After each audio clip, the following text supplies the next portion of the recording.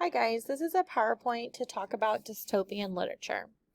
Dystopian is a genre within usually science fiction um, that talks about a society that's futuristic and is usually something that you do not want to be in. It is not something that you would like. It would be dark and grotesque, and so we're going to go over that. A utopia is a place where you would want to be. Everything would be perfect. People would respect laws and customs. It would be a beautiful place, and it's a utopia, so you would want to go there. A dystopia is the opposite of utopia. There's usually oppression, societal control, government control. It's kind of the worst case scenario. Characters in a dystopian society are usually controlled by propaganda, government. It could be some kind of religious belief, and there is fear of the outside world in a dystopia.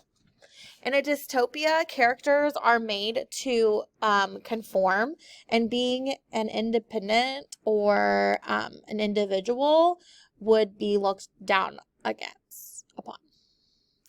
There are a couple different types of dystopian control. The first one is corporate control.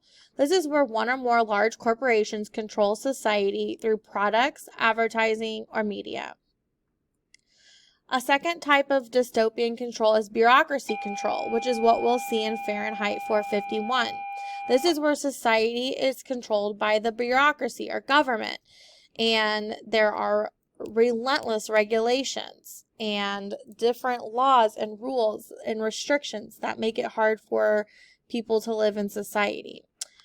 Technological control is where society is controlled by technology. This could be computers, robots, or other scientific means. And the last different type of dystopian control is philosophical or religious control, where society is controlled by a religious ideology. And there's either a forced dictatorship, or everyone has to abide by those rules to be in that world. So again, a dystopian literature is a genre that's usually based out of science fiction, and it is an undesirable, usually a kind of a scary, futuristic type of world. And this is the type of literature we're going to be reading with Fahrenheit 451.